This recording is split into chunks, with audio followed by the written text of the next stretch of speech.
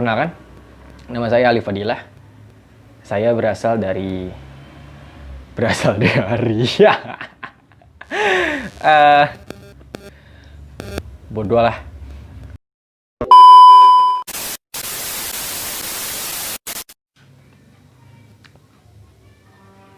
Perkenalkan, nama saya Ali Fadilah. Saya mahasiswa dari Fakultas Matematika dan Ilmu Pengetahuan Alam di Universitas Pakuan Bogor. Saya mengambil jurusan kimia di universitas tersebut. Assalamualaikum, selamat malam kawan-kawan semuanya. Kalimat tadi yang barusan saya ucapkan merupakan contoh dari kalimat tidak efektif. Karena terdapat kata Assalamualaikum dan ada kata selamat malam yang memiliki arti dan fungsi yang sama, yaitu sebagai salam pembuka dalam suatu kalimat. Jadi, kalian hanya perlu menggunakan salah satu dari kedua kata tersebut. Lalu, ada kata semuanya dan ada kata kawan-kawan. Nah, kedua kata ini memiliki arti yang kurang lebih sama dalam kalimat ini. Jadi, kalian hanya perlu menggunakan salah satu dari kedua kata tersebut. Kurang lebih, kalimat efektifnya akan berbunyi Assalamualaikum kawan-kawan atau selamat malam semuanya. Seperti itu. Berbicara tentang kalimat efektif dan kalimat tidak efektif, saya rasa di kehidupan bermasyarakat, para masyarakat kebanyakan tidak menggunakan kalimat efektif ini. Menurut saya, mereka hanya mengeluarkan kata-kata atau kalimat yang dapat dimengerti dan mudah dimengerti oleh lawan bicaranya. Ya, asalkan kalimat tersebut tidak menimbulkan ambiguitas atau menimbulkan efek ganda. Saya rasa sah-sah saja jika para masyarakat menggunakan kalimat yang tidak efektif dalam kehidupan bermasyarakat sekalian. Lagi pula, kalau kita menggunakan kalimat efektif dalam kehidupan bermasyarakat, saya rasa lawan bicara kita akan merasa segan dan melihat kita sebagai seorang yang terlalu serius dalam kehidupan bermasyarakat. Tapi, kalimat efektif ini akan sangat berguna jika digunakan untuk, andai kata saudara melakukan sebuah pidato di halayak ramai atau membuat sebuah surat dinas yang akan dikirimkan ke instansi pemerintah atau instansi lainnya. Nah, kalimat efektif ini akan sangat berguna jika digunakan untuk hal-hal seperti itu. Jadi, menurut saya kalau misalkan kita hanya sekedar berkehidupan bermasyarakat, tidak perlulah menggunakan kalimat efektif. Asalkan lawan bicara kita mengerti dan memahami maksud dan inti dari kalimat yang kita sampaikan. Kalau berbicara tentang kehidupan sehari-hari, tahun 2021 ini baru berjalan sekitar belasan hari.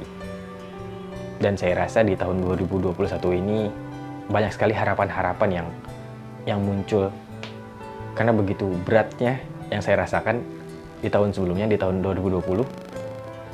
Ya, tahun 2020 merupakan tahun yang begitu berat bagi semua orang. Karena di tahun 2020 ini terdapat pandemi global yang membuat seluruh aspek di dunia ini menjadi apa ya kata yang tepat ya? Menjadi berantakan mungkin, dan kita berusaha untuk menyesuaikan diri dengan situasi dan kondisi yang baru ini. Ya, seperti contohnya kita mahasiswa, kita harus melakukan pembelajaran melalui daring, melalui internet. Ya, di mana tidak ada pertemuan antara dosen dan mahasiswa secara langsung di suatu kelas atau di suatu ruangan yang memang sewajarnya sudah dilakukan jika kita melakukan sebuah pembelajaran gitu. Tapi kita sekarang dipaksa mungkin ya untuk melakukan pembelajaran secara daring. Tetap ada interaksi antara dosen dan mahasiswa ini. Ya, walau menurut saya memang kurang efektif kalau memang harus secara daring seperti ini. Tapi ya apa boleh buat, karena kondisi dan keadaan yang sekarang ini kita dipaksa untuk melakukan hal-hal baru yang menurut saya memang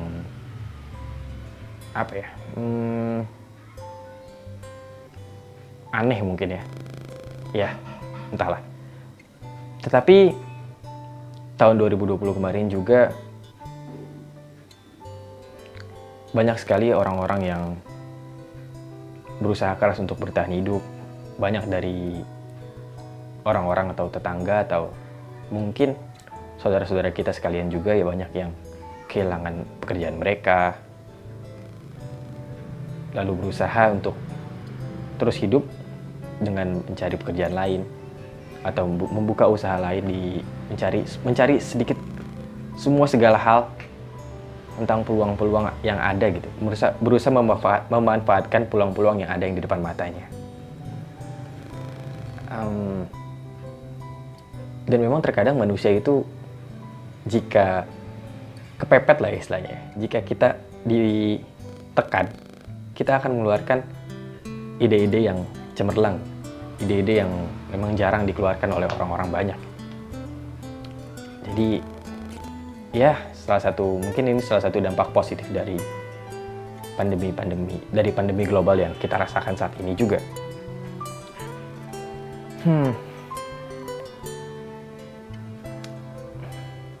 Tapi sekali lagi saya jujur, saya rindu dengan keadaan di tahun-tahun sebelumnya, di tahun 2019, tahun 2018 kemarin, di mana kita bisa bebas berkumpul,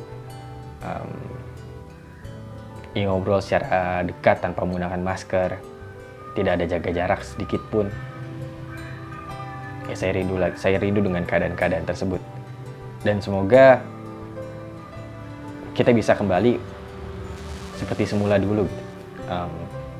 Tidak perlu lagi ada jaga jarak, tidak perlu lagi ada masker, dan meminimalisir, ya bahkan kita juga meminimalisir jabat tangan gitu kan. Karena budaya Indonesia itu memang kental dengan yang sopan seperti itu. Ya, kita salim terhadap orang yang lebih tua. Saya rasa hal-hal tersebut memang sedikit hilang di tahun 2020 kemarin, karena memang keadaan yang memaksa kita untuk melakukan hal tersebut. Jadi sekali lagi, terima kasih semuanya karena sudah bertahan di tahun 2020 kemarin, dan kita sambut tahun 2021 ini dengan sesuatu hal yang baik dan harapan-harapan yang tertunda di tahun 2020 kemarin semoga bisa terwujud di tahun 2021 ini. Terima kasih. Saya Ali Fadilah. Assalamualaikum warahmatullahi wabarakatuh.